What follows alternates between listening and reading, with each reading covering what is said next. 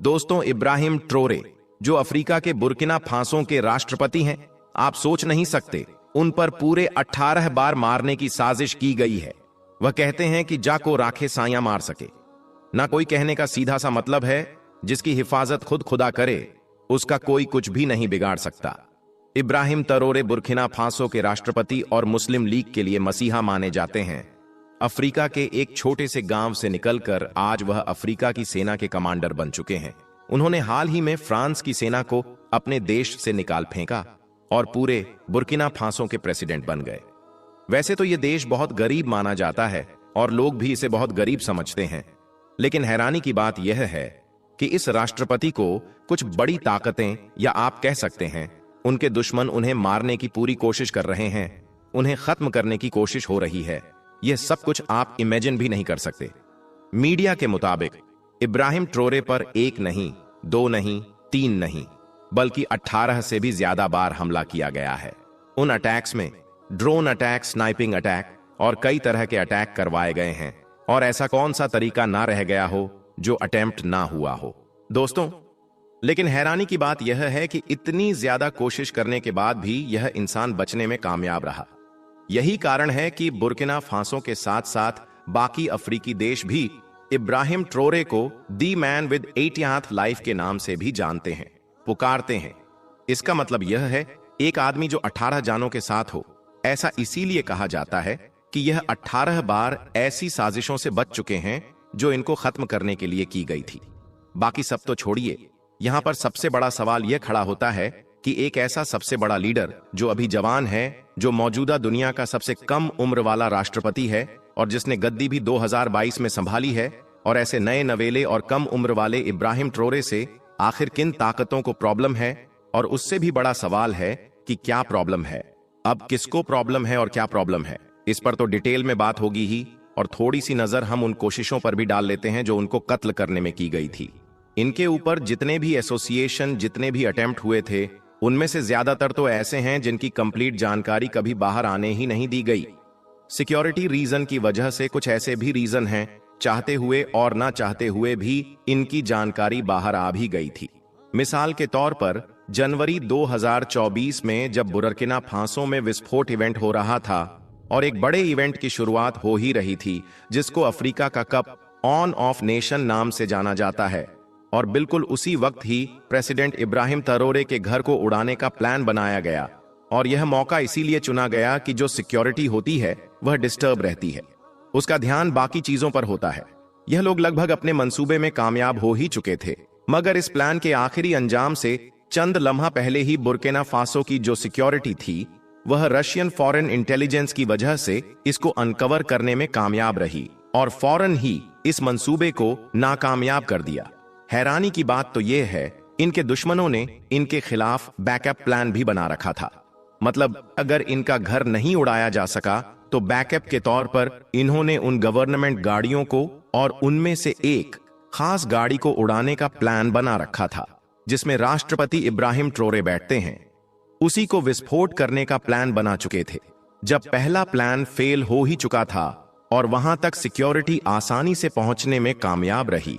इसी तरह का एक और मामला जिसने बुर्किना फासो के लोगों के होश उड़ा दिए, वह तब हुआ था जब एक दिन इब्राहिम ट्रोरे के सबसे करीबी और खास होते हैं जो सिक्योरिटी के लोग होते हैं, उनमें से एक फौजी ने यह खुलासा किया कि इब्राहिम ट्रोरे को खत्म करने के लिए $5 मिलियन ऑफर किए गए थे। रिपोर्ट के मुताबिक एक इन्फ्लुएंसर बंदा बाहर से आया और जो इब्राहिम ट्रोरे के सबसे खास सिक्योरिटी गार्ड्स हैं उनसे रिश्ते बनाने शुरू किए और उन्हीं में से एक को $5 मिलियन ऑफर किए ताकि वह इब्राहिम ट्रोरे को खत्म कर सके, और उसने हामी भी भर ली थी। प्लान यही था कि इब्राहिम ट्रोरे को उस वक्त खत्म किया जाएगा जब वह नमाज अदा कर रहे होंगे, वह भी पॉसिबली मस्जिद के अंदर। लेकिन हैरानी की बात यह है, इब्राहिम ट्रोरे के आसपास रहने वाले उस सिक्योरिटी गार्ड ने पैसे तो ले लिए और हामी भी भर ली थी। फिर उसके बाद लिहाजा उस गार्ड ने इब्राहिम ट्रोरे के पास जाकर सारे प्लान की पोल खोल दी। इस तरह से एक और आतंकवादियों का प्लान फेल हो चुका था। उसके मुताबिक ऐसा उसने इसीलिए किया क्योंकि उसका जमीर यह करने की इजाजत नहीं दे सकता था।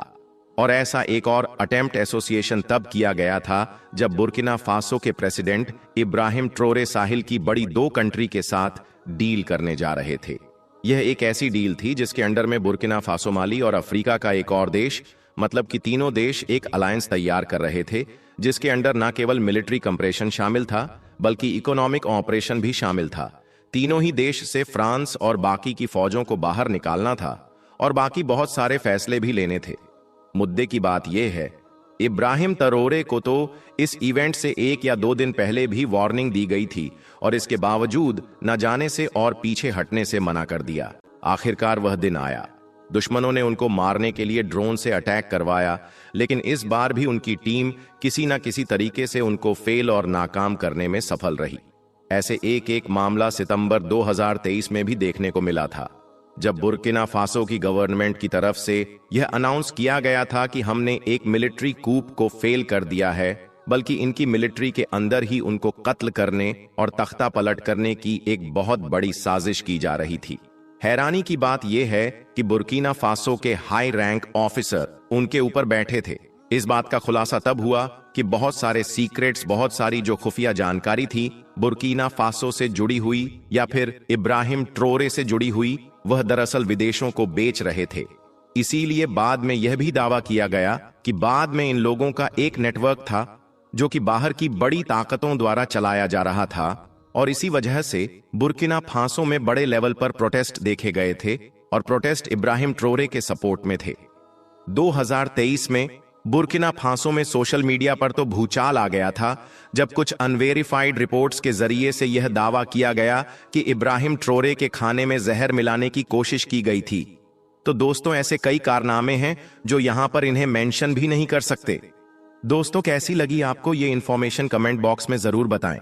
अगर चैनल पर नए हो तो चैनल को सब्सक्राइब करने के साथ साथ वीडियो को लाइक और शेयर करें। आपका एक लाइक हमें मोटिवेट करता है।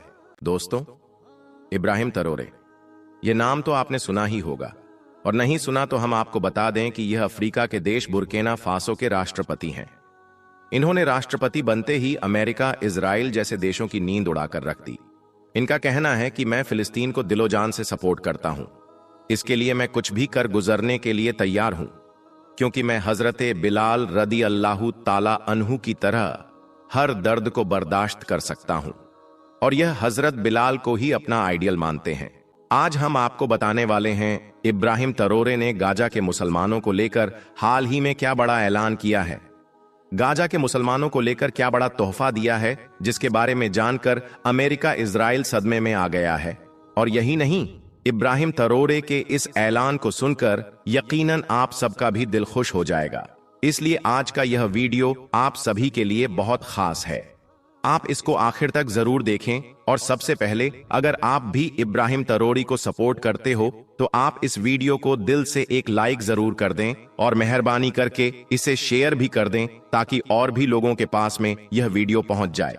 दोस्तों, जब ईद की सुबह दुनिया के तमाम मुसलमान अपनी अपनी कुर्बानियां अल्लाह के हुजूर पेश कर रहे थे, उस वक्त गाजा के बेबस और लाचार मुसलमान बच्चों के हाथ आसमान की तरफ बुलंद थे। कोई दुआ कर रहा था कि ए अल्लाह, हमारे लिए खाने का इंतजाम कर दे, तो कोई मासूम इल्तजा कर रहा था कि या अल्लाह, हमें जालिम के जुल्म से निजात दे। याद रखें, ईद का दिन वैसे तो हर मुसलमान के लिए बहुत खुशी का दिन होता है, मगर यह ईद गाजा के मुसलमानों के लिए कोई भी खुशी लेकर नहीं आई थी, क्योंकि इनके घर तबाह हो चुके थे, मस्जिदें वीरान थीं, माओं के चेहरे आंसुओं से तर थीं, हर तरफ खौफ और मौत का सन्नाटा था। ऐसे वक्त में दुनिया से एक आवाज उठी जो शायद अल्लाह ताला ने इन मासूम बच्चों की दुआओं के जवाब में भेजी थी। यह आवाज थी इब्राहिम ट्रोरे की, जो अफ्रीका के एक छोटे से देश बुर्किना फासो के सदर हैं, यानी कि राष्ट्रपति हैं। इब्राहिम ट्रोरे सिर्फ अपने देश के राष्ट्रपति ही नहीं हैं, बल्कि आज गाजा के मजलूम बच्चों की आखिरी उम्मीद भी बन चुके हैं। इसने पहले तो अमेरिका और इजराइल जैसे सुपर पावर देशों को ललकार कर खरी खोटी सुनाई, और अब इसने दुनिया को हैरत में डालने वाला गाजा के मुसलमानों के लिए बड़ा ऐलान किया है। दोस्तों, इब्राहिम ट्रोरे ने ऐलान किया है कि उसने अपने मुल्क के कौमी खजाने का सबसे कीमती खजाना, यानी कि एक पूरा सोने का पहाड़ गाजा के मुसलमानों के लिए वक्फ कर दिया है। इस ऐलान ने सबको चौंका कर रख दिया है और खास करके अमेरिका, इजराइल जैसे देश सदमे में आ गए हैं। लेकिन अब सवाल यह पैदा होता है कि आखिर यह शख्स कौन है और उसके दिल में ईमान की यह हरारत कैसे जागी। आज हम आपको इब्राहिम तरोरे की पूरी सच्चाई बताने वाले हैं, जिसे सुनकर आप सबका दिल खुश हो जाएगा। लिहाजा आप इस वीडियो को बगैर स्किप किए आखिर तक आप इसे गौर से जरूर देखना। दोस्तों, इब्राहिम तरोरे एक गरीब किसान घराने में पैदा हुआ था। इनके वालिद सख्त मेहनत करने वाले इंसान थे और इनकी मां एक बहुत ही नेक और हरदम अल्लाह से दुआ करने वाली खातून थी। इब्राहिम तरोरे की तरबियत इस्लामी असूलों पर हुई थी, इसीलिए यह बचपन से ही जुल्म और जाति को नापसंद किया करते थे। एक दिन इब्राहिम तरोरे स्कूल से घर लौटा तो उस वक्त उनके घर में खाना नहीं था। खाना मांगने पर मां ने कहा कि बेटा, आज मैंने सारा खाना गरीब पड़ोसी को दे दिया है, क्योंकि उनके बच्चे भूखे थे। उस दिन इब्राहिम तरोरे ने सबक सीखा कि हकीकी ईमान सिर्फ नमाज और रोजे तक ही महदूद नहीं है, बल्कि भूखों को खाना खिलाने और जुल्म के खिलाफ डटकर खड़े होने का नाम है। फिर जब इब्राहिम तरोरे जवान हुए तो फौज में भर्ती हो गए। वहां पर भी इन्होंने न सिर्फ बेशुमार मुश्किलात देखी, बल्कि उनका डटकर मुकाबला भी किया और जुल्म और जाति के खिलाफ डटकर खड़े भी रहे। याद रखें, अल्लाह ने इन्हें बेमिसाल सलाहियतें दी, इसलिए फिर यह अपनी ईमानदारी, अपनी बहादुरी के सब बहुत ही जल्द आला ओहदे तक भी पहुंच गए। इसके बाद एक दिन इन्होंने एक जालिम सदर को उसकी कुर्सी से हटा दिया। यह वह सदर था जो अपने मुल्क की दौलत को लूटकर मगरिब के हवाले कर रहा था। इसलिए इसको हटाकर आज से तकरीबन 1 साल पहले इब्राहिम तरोरे बुर्किना फासो के राष्ट्रपति बन गए। पावर में आने के बाद सबसे पहले इन्होंने ऐलान किया कि आज के बाद बुर्किना फासो का सोना पेरिस और लंदन की जेनत नहीं बनेगा, बल्कि हमारी बच्चों की भूख को मिटाने और उम्मत की इज्जत को बचाने के लिए इस्तेमाल होगा। और यही नहीं, इब्राहिम तरोरे ने पावर में आते ही सबसे पहले मगरबी ताकतों के साथ किए गए जालिमाना समझौते को भी खत्म कर दिया। उनकी कंपनियों को, उनकी मिलिट्री को अपने मुल्क से बाहर निकालकर वाज कर दिया कि वह अब किसी के गुलाम नहीं है। इसके साथ ही इन्होंने अपनी कौम से भी कहा कि हम भूखे तो रह सकते हैं, मगर बेगैरत नहीं हो सकते हैं।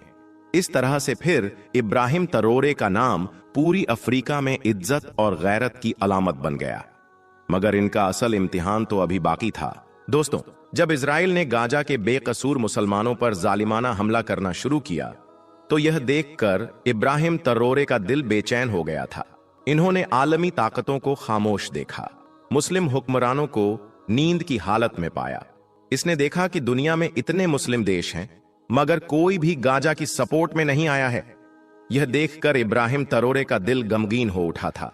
फिर एक रात इब्राहिम तरोरे ने तहज्जुद के वक्त अल्लाह के हुजूर सजदे में गिरकर दुआ की कि या अल्लाह, अगर पूरी दुनिया जालिम के सामने खामोश है तो तू मुझे हिम्मत दे कि मैं तेरे मजलूम बंदों के लिए कुछ कर सकूं। अल्लाह की बारगाह में इब्राहिम तरोरे की दुआ कबूल हुई। इस वजह से फिर अल्लाह ने इब्राहिम तरोरे के दिल में वो ख्याल डाला जो तारीख बदल देने वाला था। जी हां दोस्तों, फिर इब्राहिम तरोरे ने फौरन ही गाजा के बेबस और लाचार लोगों के लिए एक बहुत बड़ा फैसला ले लिया कि वह अपने मुल्क की खजाने में से, यानी कि कौमी खजाने से, पूरा सोने का जखीरा गाजा के बच्चों को तोहफा करेंगे।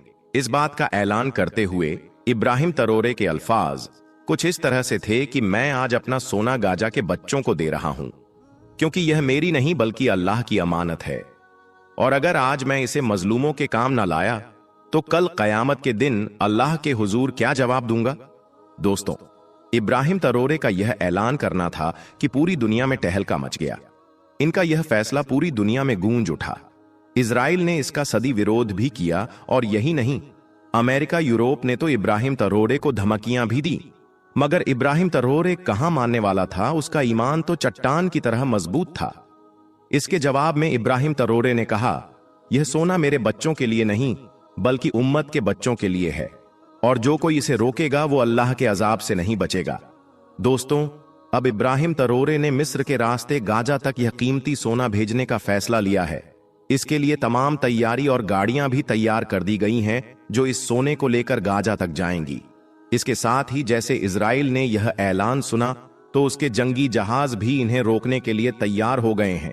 क्योंकि इजरायली सरदार नेतन्याहू का कहना है कि हम किसी भी मुल्क की तरह से भेजी जाने वाली इमदाद को गाजा में किसी भी सूरत में नहीं पहुंचने देंगे।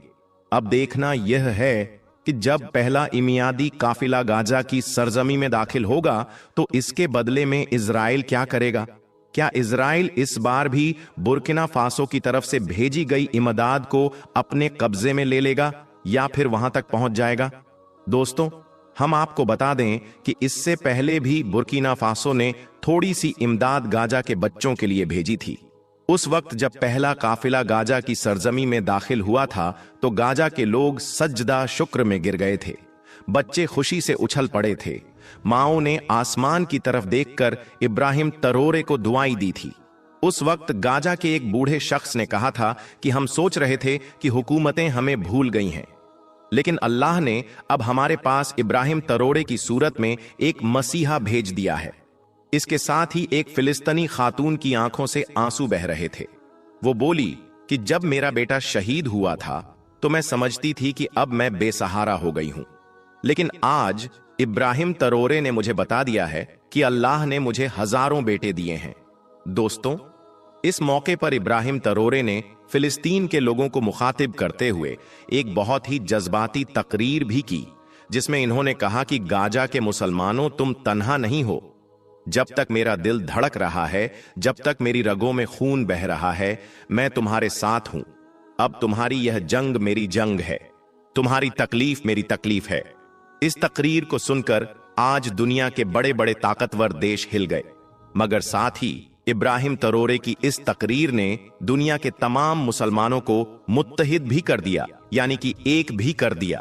अब हर मुसलमान के दिल में यह सवाल उठने लगा है कि अगर एक अफ्रीकी मुसलमान इतनी ज्यादा कुर्बानियां दे सकता है तो फिर हम क्यों नहीं, फिर हम खामोश क्यों हैं। दोस्तों, इब्राहिम तरोरे का यह कदम हर मुस्लिम हुकूमत के लिए गैरत की एक नई लहर बन चुका है। आज दुनिया के हर कोने से मुसलमान खड़े होकर इब्राहिम तरोरे की हिमायत करने लगे हैं। तुर्की, पाकिस्तान, इंडोनेशिया, मलेशिया समेत बहुत सारी मुस्लिम देश की आवाम आज इब्राहिम तरोरे को सलाम पेश कर रही है। और यही नहीं, आज फिलिस्तीन के सिसकते हुए लोगों का कहना है कि आज हमें यकीन हो गया है कि हुकूमतें अभी जिंदा हैं। आखिर में इब्राहिम तरोरे ने पैगाम दिया कि गाजा मेरा दिल है और फिलिस्तीन मेरी रूह है। फिलिस्तीन को मैंने अपना सोना नहीं दिया, बल्कि अपना दिल और अपना ईमान दिया है। अब वक्त आ गया है पूरी उम्मत मुस्लिम भी उठे और अपने बेबस भाइयों के जख्मों पर मरहम रखे, वरना याद रखो, जुल्म की खामोशी में तुम्हारी भी बर्बादी तय है। अल्लाह से दुआ है कि अल्लाह पाक गाजा के मुसलमानों की गैब से मदद फरमाए और इब्राहिम तरोरे को सेहत और कामरानी अता फरमाए। आमीन, अल्लाहुम्मा आमीन। एक बार आप भी कमेंट बॉक्स में आमीन जरूर लिख दें। दोस्तों, इस वक्त हमारी इस दुनिया में 60 से भी ज्यादा मुस्लिम देश मौजूद है और दुनिया के दूसरे देशों की तरह इन मुस्लिम देशों में भी बहुत सारे लीडर यानी नेता मौजूद हैं। लेकिन अब सवाल यही है कि आखिर इन बहुत सारे मुस्लिम देशों में, बहुत सारे मुस्लिम नेताओं में सबसे ताकतवर मुस्लिम नेता कौन है? इसी सवाल का जवाब देने के लिए आज की इस वीडियो में हम आप लोगों को दुनिया के 5 सबसे ताकतवर मुस्लिम नेताओं के बारे में ही बताने वाले हैं। आज की इस वीडियो की मदद से आप लोग यह जान सकेंगे कि इस वक्त हमारी इस दुनिया में जितने भी मुस्लिम लीडर मौजूद हैं, आखिर उनमें से 5 सबसे ताकतवर मुस्लिम नेता कौन हैं। सबसे पहले तो मैं आप लोगों को यह बात बताता चलूं कि आज की इस वीडियो को हम लोगों ने बहुत सारी रिपोर्ट की मदद से तैयार किया है। इस रिपोर्ट में जिन नेताओं को दुनिया के 5 सबसे ताकतवर मुस्लिम नेताओं के तौर पर दिखाया गया है, उनके बारे में यह भी दावा किया गया है कि यह 5 मुस्लिम नेता इतने ज्यादा ताकतवर हैं कि आज के दौर में कोई भी इंसान इन लोगों से दुश्मनी मोल नहीं लेना चाहता। तो चलिए बिना किसी देरी के इस लिस्ट को शुरू करते हैं। इस रिपोर्ट के मुताबिक दुनिया के 5वें सबसे ताकतवर मुस्लिम नेताओं की इस लिस्ट में 5वें नंबर पर नाम आता है मोहम्मद बिन हसन अल उल्वी का। दोस्तों, मोहम्मद हसन उसी मोरक्को देश के बादशाह हैं जिसे किसी द्वारा में मराकेश के नाम से भी जाना जाता था। हाँ, मोहम्मद बिन हसन अल उल्वी यानी मोहम्मद हसन की ताकत का अंदाजा इस बात से भी लगाया जा सकता है कि वह मोरक्को के इस तख्त पर पिछले लगभग 25 साल यानी 1999 से विराजमान है। इतना ही नहीं, मोहम्मद हसन के बारे में एक खास बात तो यह भी है कि खून के रिश्ते से इनका रिश्ता हजरत मोहम्मद सल्लल्लाहु अलैहि वसल्लम के साथ ऊपर जाकर जुड़ जाता है, यानी यह नबी करीम सल्लल्लाहु अलैहि वसल्लम की नस्ल से है। आपको यह बात भी बताते चलें कि यह जिस खानदान से हैं, मोहम्मद हसन यानी हसन का ताल्लुक एक ऐसे खानदान से है जो लगभग 400 सालों से मोरक्को पर हुकूमत कर रहा है। इस खानदान की सल्तनत की बुनियाद 1631 में रखी गई थी। अब अगर बात की जाए मोहम्मद हसन के बारे में, तो उनकी उम्र इस वक्त 61 साल की हो चुकी है। दोस्तों, अब बात करते हैं हमारी दुनिया के चौथे सबसे ताकतवर मुस्लिम नेता के बारे में, और वह हैं king of Jordan, Abdullah second. वही अब्दुल्ला सेकंड जो पिछले लगभग 26 साल से यानी 1999 से लगातार जॉर्डन के इलाके पर राज कर रहे हैं। आप में से जो लोग भी नहीं जानते हैं, मैं उनको बताता चलूं कि यह वही जॉर्डन है जिसे किसी दौर में उर्दन के नाम से भी जाना जाता था।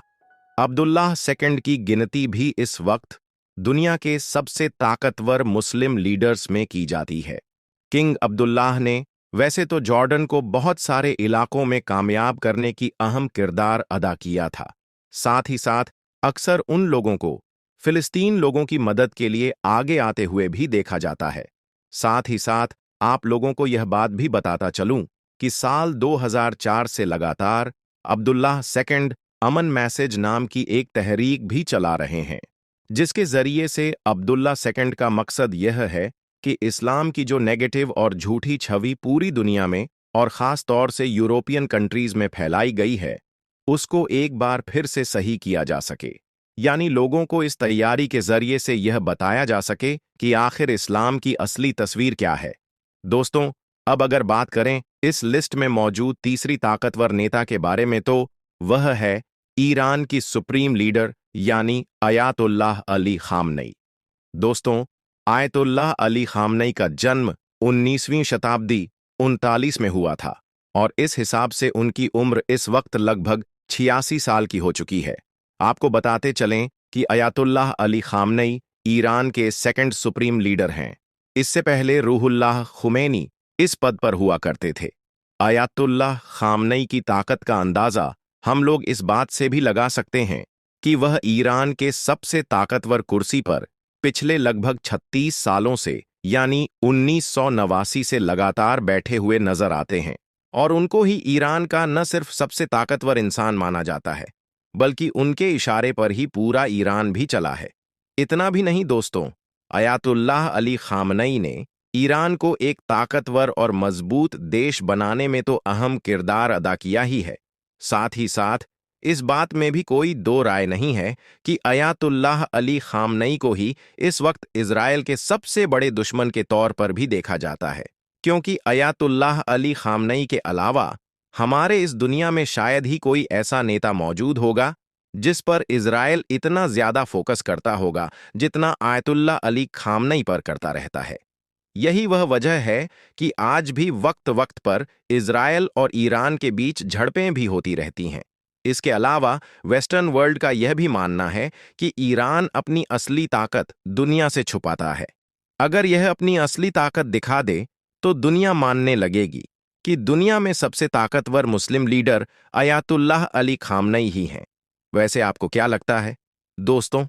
अब बात करते हैं हमारी दुनिया के दूसरे सबसे ताकतवर मुस्लिम नेता के बारे में, और वह हैं सऊदी अरब के किंग मोहम्मद बिन सलमान बिन अब्दुल अजीज।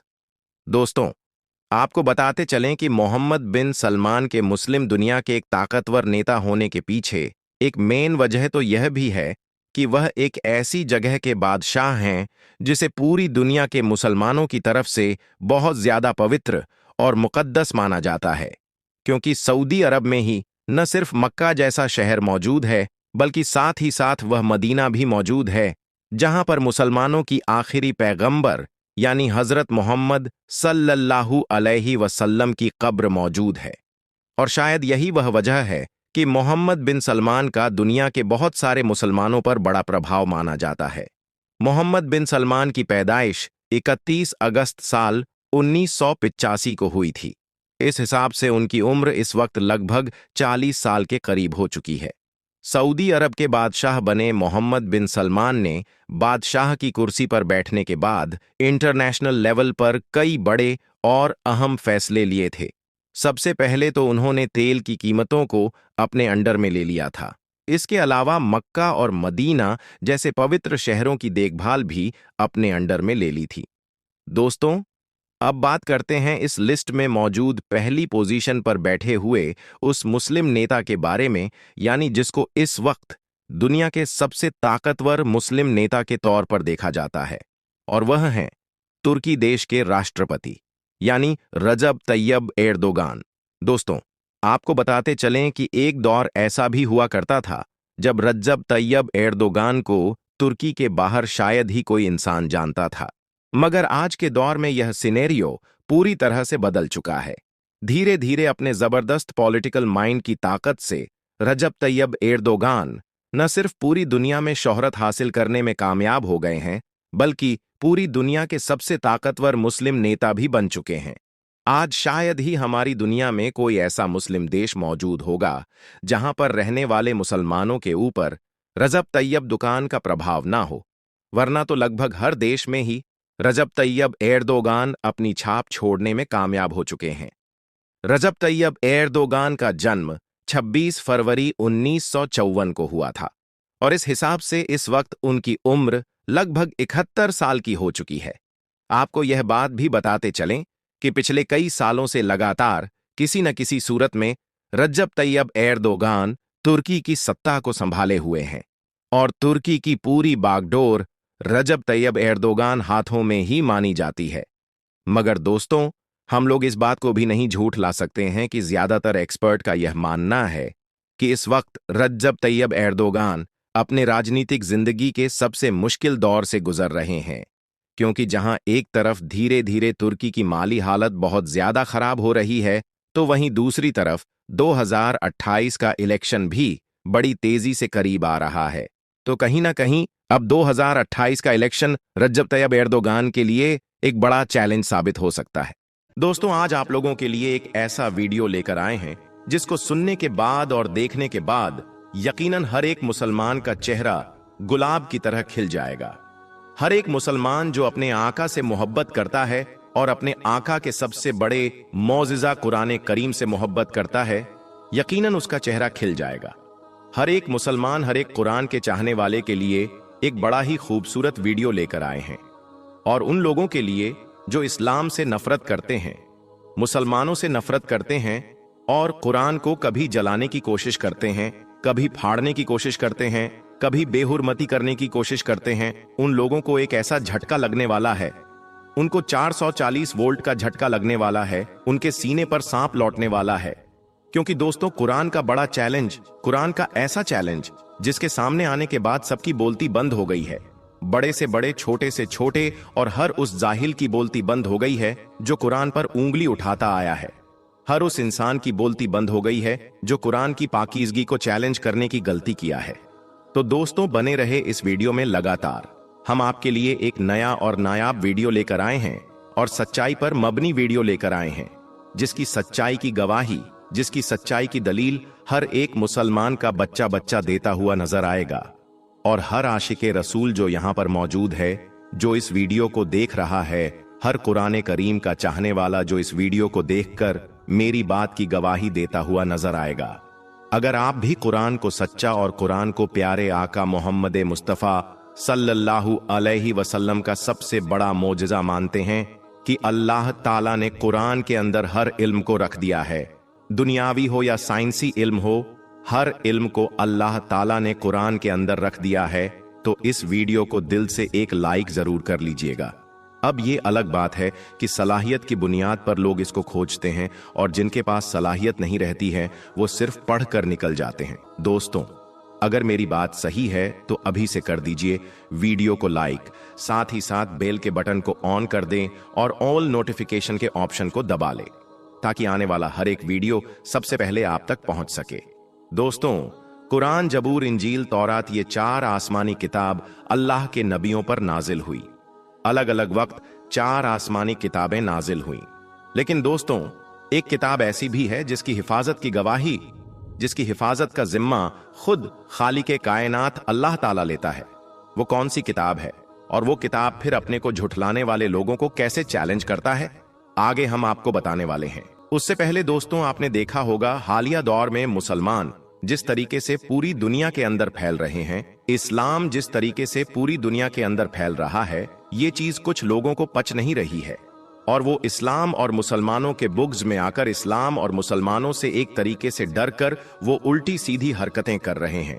कहीं मुसलमानों को सताने का काम हो रहा है तो कहीं मुसलमानों को दबाने का काम हो रहा है, कहीं कुरान करीम को जलाने का काम हो रहा है और कहीं कुरान करीम को फाड़ने का काम हो रहा है। दोस्तों, आने वाले वक्त में और पिछले वक्त में आप लोगों ने देखा है कि कुरान करीम से बुग़्ज़ उठाकर, कुरान करीम से हसद खाकर कैसे लोगों ने कुरान करीम की बेहुरमती करने की कोशिश की है। दोस्तों, कुछ साल पहले आपने देखा होगा हिंदुस्तान के गुजरात के अंदर से एक वीडियो वायरल हो रहा था, सोनू डांगर का। आपने देखा दोस्तों, उसमें कैसे एक औरत कुरान की बेहुरमती करती हुई नजर आ रही थी, कुरान को फाड़ने की कोशिश कर रही थी। वहीं दोस्तों, एक वीडियो काफी तेजी के साथ वायरल हुआ था, विदेश का वीडियो, जहां पर एक सभा के अंदर कुरान को फाड़ने और कुरान को जलाने का मामला सामने आया था। लेकिन एक मर्द मुजाहिद ने, जो कुरान के साथ बेहुरमती कर रहा था, भरी मजलिस के अंदर वो दौड़ता हुआ जाता है और बेहुरमती करने वाले को ऐसी लात मारता है कि वो चारों खाने चित हो जाता है। और उस इंसान को जब अरेस्ट किया जाता है तो दुनिया भर की मुस्लिम कंट्री उसकी हिफाजत के लिए, उसकी तहफ्फुज के लिए साथ आ जाते हैं। लेकिन दोस्तों, ये इंसान ही नहीं बल्कि कुरान की हिफाजत का जिम्मा खुद अल्लाह तबारक व ताला ने लिया है दोस्तों।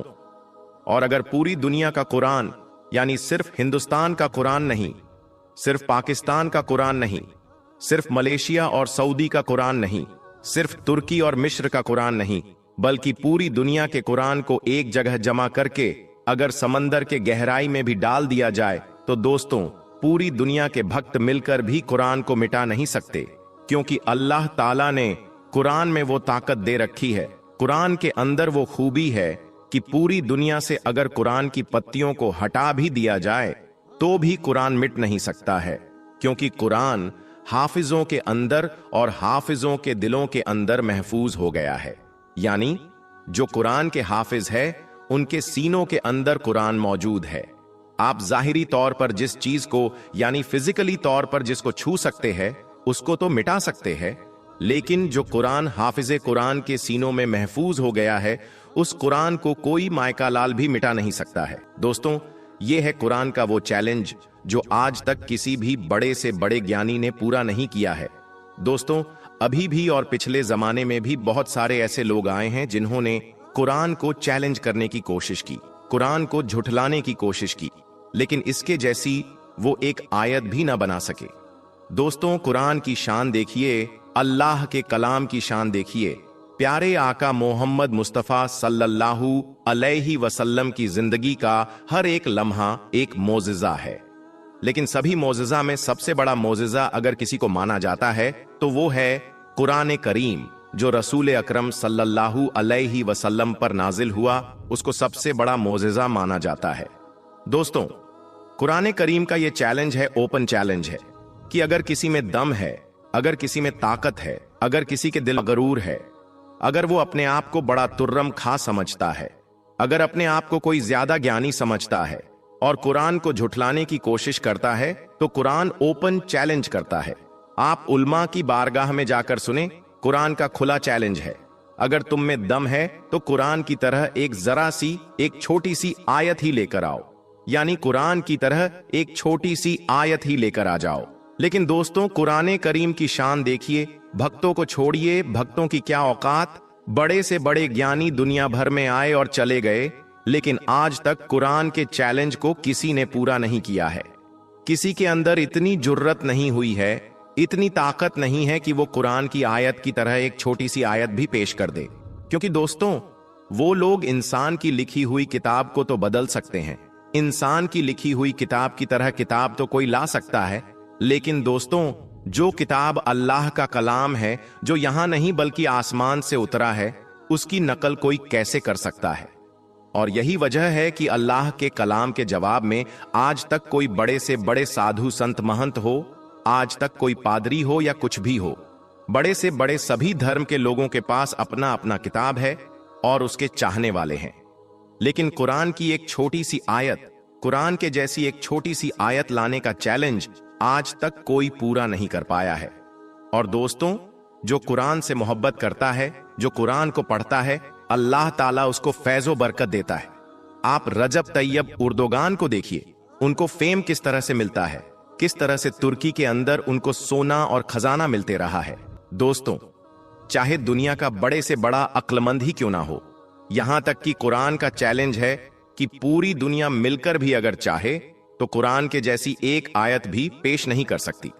और इंशाअल्लाह कयामत तक भी कोई ऐसा नहीं कर पाएगा, क्योंकि ये अल्लाह का पाक कलाम है। दोस्तों, अगर आपको भी कुरान से मोहब्बत है और आप भी उम्मते मोहम्मदी होने पर फक्र महसूस करते हैं, तो इस वीडियो को दिल से एक लाइक जरूर करें और इस वीडियो को अपने करीबी दोस्तों में जरूर शेयर करें।